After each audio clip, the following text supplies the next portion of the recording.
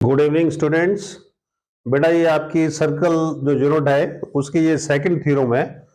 आपको मैंने बताया था कि सर्कल में यूनिट में दो ही थ्योरम्स हैं और पहले थ्योरम्स की वीडियो मैंने आपको डाल दी है। अब ये सेकंड थ्योरम जो है उसकी वीडियो है।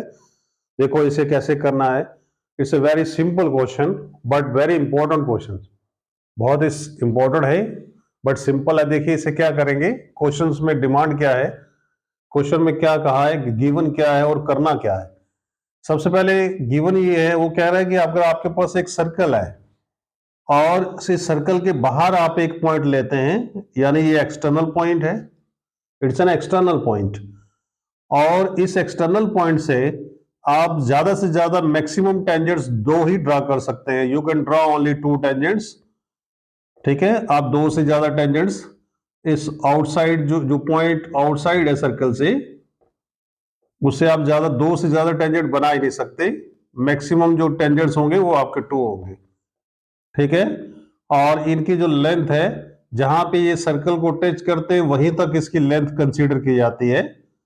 इसकी लेंथ हम उस पॉइंट तक मानते हैं जिस पॉइंट पे ये सर्कल को टच करता है। सो इसकी लेंथ हो गई पी क्यू और दूसरे टेंजेंट की लेंथ हो गई पी आर।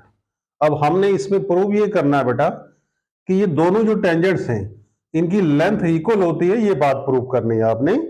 ठीक है, आपने क्या प्रूव करना है, देखिए आप क्वेश्चंस पे आइए।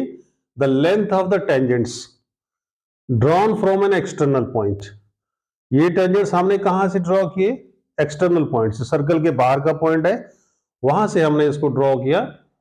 और प्रूव क्या करेंगे, द लेंथ आर इक्वल, इसकी जो लेंथ है वो इक्वल करनी है हमें। इससे पहले कि इसको हम स्टार्ट करें, आपको मैं ये बता देता हूं कि आपने जो फर्स्ट थ्योरम की है उस थ्योरम में हमने ये प्रूव किया कि एक जो टेंजेंट है और जो टेंजेंट सर्कल को जिस जगह पे टच करता है that is called point of contact. So Q is the point of contact, R is also the point of contact.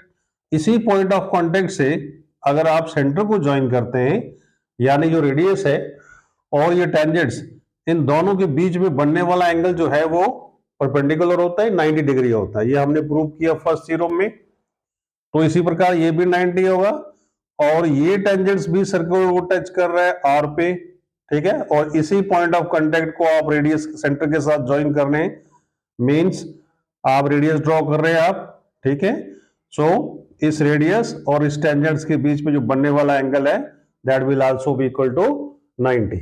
ठीक है, ये दोनों चीजें हमारी फर्स्ट थ्योरम के अकॉर्डिंग है। अब हमारे लिए इजी हो गया, हमने इनको इक्वल करना है, हमने इनकी लेंथ को इक्वल प्रूव करेंगे। इसमें क्या करना, क्या आपने एक कंस्ट्रक्शन लेंगे। कंस्ट्रक्शन में आपने पी को सेंटर के साथ ज्वाइन कर लेना है। इस कंस्ट्रक्शन का आपको बेनिफिट क्या होगा, इसका ये फायदा है आपको कि जहां पर ये क्वाड्रिलेटरल थी पहले, अब इस क्वाड्रिलेटरल के आपने इसको टू ट्राइंगल्स में डिवाइड कर लिया। इसको ज्वाइन करने से जो क्वाड्रिलेटरल है उसके दो ट्राइंगल्स बन गई। वेरी सिंपल, हमने अब इन ट्राइंगल्स को कॉन्ग्रुएंट करेंगे। इन दोनों ट्राइंगल्स को कॉन्ग्रुएंट करने के बाद सीपीसीटी से पीक्यू और पीआर को हम इक्वल कर देंगे। वेरी सिंपल, इस तरीके से हमारी जो थ्योरम है वो प्रूव हो जाएगी। ठीक हो गया बेटा। तो अगर इसका टू प्रूव क्या है, क्या प्रूव करेंगे आप, इसमें हमने प्रूव ये करना है कि P Q is equal to P R. जैसा कि आपके सामने है, हमने कंस्ट्रक्शन लिया। कंस्ट्रक्शन में क्या किया, हमने ज्वाइन किया पी को किससे, ओ से। What is O, O is the centre of circle. Now अब देखिए इसको कैसे करेंगे। सबसे पहले जैसा मैं आपको बता चुका हूं, पी क्यू जो है वो टेंजेंट है। टेंजेंट कहां पर है, क्यू पर, यानी क्यू हो गया पॉइंट ऑफ कांटेक्ट, और O Q is what, O Q is radius. इसलिए O Q P that will be equal to 90 degree, ये 90 डिग्री होगा। सिमिलरली इसी प्रकार ये भी आपका टेंजेंट है, P R is also tangent,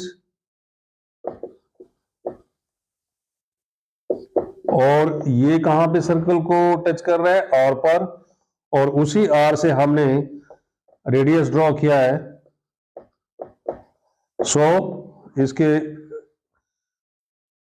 इससे रिजल्ट क्या होगा कि ये एंगल भी आपका 90 हो जाएगा। तो हम ये बता चुके हैं कि ये दोनों 90 हैं, ठीक है। अब हम ले लेंगे राइट ट्रायंगल, क्योंकि हम इसको भी 90 प्रूव कर चुके हैं, इसको भी 90 प्रूव कर चुके। जब किसी ट्रायंगल का एक एंगल 90 डिग्री हो जाए तो फिर आप उसको राइट ट्रायंगल कंसीडर कर सकते हैं। Now in right triangles OP and Q, and दूसरी राइट ट्रायंगल कौन सी है, OP एंड R।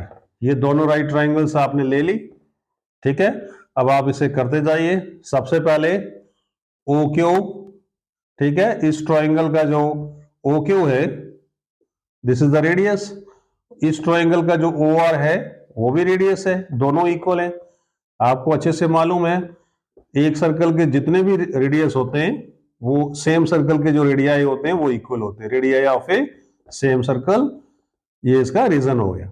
नेक्स्ट, अब आप देखिए, आपने अभी अभी प्रूव किया कि एंगल OQP एंड ORP ये दोनों इक्वल हो गए, क्योंकि ये दोनों 90-90 है।